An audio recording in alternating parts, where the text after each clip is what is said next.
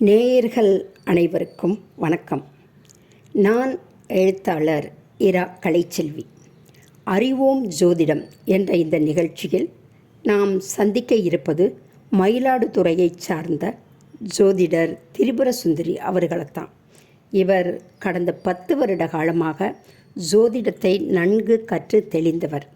ஜோதிடம் குறித்த பல அறிவியல் பூர்வமான உண்மைகளை நமக்கு தெளிவுபடுத்த நம்மோடு இணைகிறார்.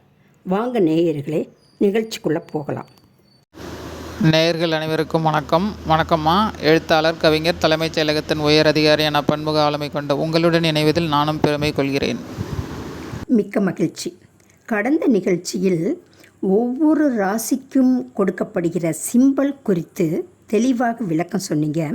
இந்த நிகழ்ச்சியில் ஒரு நேயர் கேட்டுள்ள கேள்வி, அதாவது நவகிரக பூஜை செய்யும் போது நவ தானியங்களை பயன்படுத்துகிறார்கள். ஒவ்வொரு கிரகமும் ஒரு தானியத்தோடு தொடர்புடையது என கூறுகிறார்கள். இது உண்மையா?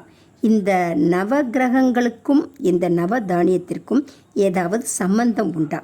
அதை பற்றிய விளக்கம் கேட்டிருக்காங்க. ஒரு ஜாதகத்தில் சூரியன் வலிமையாக இருந்தால் ஷோல்டரை நிமித்திக்கிட்டு ஒரு கெத்தாக தான் நடப்பாங்க. அதிகார தோரணையில். அதாவது சூரியன் வலிமை இல்லாத நிலையில் இருந்தால் இதுக்கு நேர்மாறாக கொஞ்சம் கூனி குறுகி தான் இருப்பாங்க. அவங்க உடல்வாக அப்படி தான் இருக்கும். சூரியன் கெட்டு போயிடுச்சுன்னா ஹார்ட்டு பிரச்சனை வரும். ஒருத்தவங்க ஜாதகத்தில் எப்போதும் சூரியன் வலிமையாக இருக்கணும். அது கெட்டு போய் அந்த தசை நடக்கிறப்போ ஹார்ட்டு பிரச்சனை வரும். கோதுமை ஒரு வலிமையான, அதாவது வெயிட்டு போடாத உணவு, மனித உடலுக்கு தீங்கு இழைக்காத ஒரு வெயிட்டை குறைக்கிற ஒரு உணவு ரகம். அதனால் சூரியனுக்கு கோதுமை அப்படின்னு சொல்லி வச்சாங்க. சந்திரன் வலிமையாக இல்லை அப்படின்னா சளி பிடிச்சிக்கும். முதல்ல சளி பிடிக்கிற ஒரு நோய் வரும், ஜுரம் வரும், சுவாச கோளாறு, இந்த மாதிரியான நோய்கள் சந்திரன் வலிமை இழந்தால் வரும். அதுக்காக நம்ம நெல்லிலிருந்து வர்ற அரிசியை தான் நம்ம அதிகமாக பயன்படுத்துகிறோம்.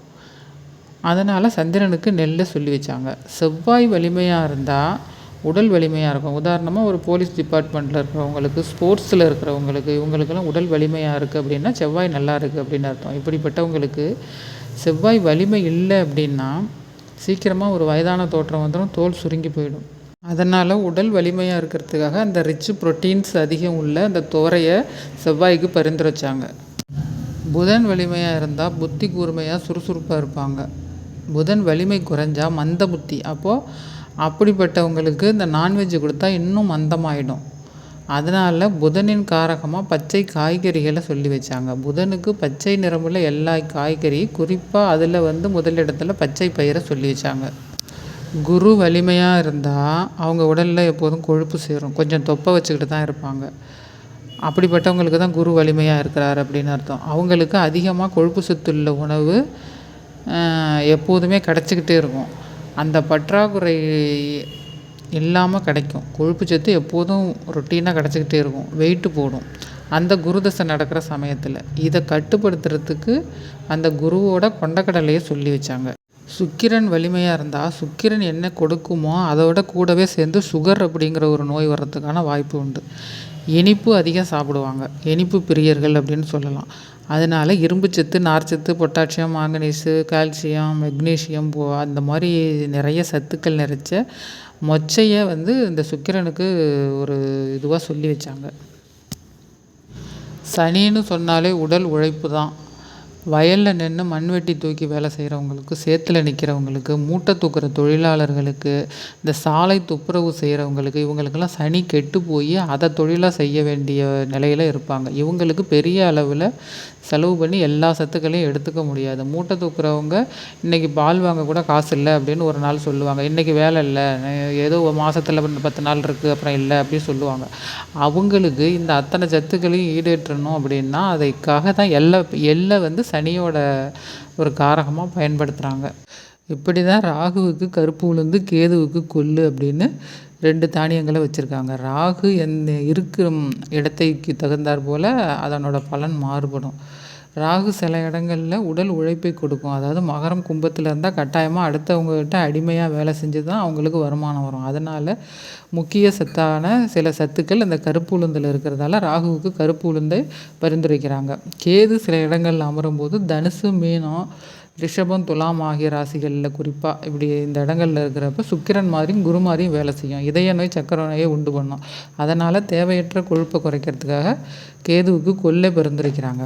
இது தவிர இந்த கிரகங்கள் 6ஆம் இடத்துல அமரும்போது 6ஆம் அதிபதியாக இருந்தால் கூட இந்த மாதிரி நோய்கள்லாம் வரும். அதன் தசை அந்த புத்திகளில் வரும். இதை ஈடுகட்ட தான் இந்த தானியங்களை பரிந்துரைக்கிறாங்க. ஆனால் நாம் என்ன நினைக்கிறோன்னா, முக்கியமாக இது தீக்குண்டத்தில் போடுறோம். தோசம் கழிக்கிறேன்னு 4 கிலோ 5 கிலோன்னு வாங்கி தலைக்கு கீழே வச்சு படுத்திருந்துட்டு ஒரு குறிப்பிட்ட நாள் கழித்து அதை கொண்டு போய் தண்ணியில் விட்டுடுறோம். அப்புறம் இதை அடுத்தவங்களுக்கு தானமாக கொடுத்து நமக்கு குறிப்பாக அந்த கிரகத்தோட பிரச்சனை தீரும் அப்படின்னு நினைக்கிறோம். அடுத்தவங்கள்ட்ட கொடுத்துட்டு மனசை தேத்திக்கிறோம், தோஷம் கழிஞ்சிடும் அப்படின்னு. நம்ம இதுக்கு தான் பயன்படுத்திட்டு வரோம். குருவுக்கு கொண்டக்கடலையை மாலையாக போட்டால் நமக்கு தோஷம் சரியாயிடும் அப்படின்னு நினைக்கிறோம். ஆனால் அது அப்படி இல்லை. எல்லாமே நம்ம சரியான அளவில் சாப்பிடும்போது அந்த கிரகங்களின் சக்தி நமக்கு சரியான அளவில் கிடைக்கிது நம்ம உடம்புக்கு அப்படின்னு தான் இதுக்கு அர்த்தம் வரும்படி இந்த குறிப்பிட்ட தானியங்களை அந்த குறிப்பிட்ட கிரகங்களுக்குன்னு வச்சுருக்காங்க. என்ன நேயர்களே, நவ கிரகத்திற்கும் நவ தானியத்திற்கும் உள்ள தொடர்பினை தெரிந்து கொண்டிருப்பீர்கள் என நம்புகிறேன்.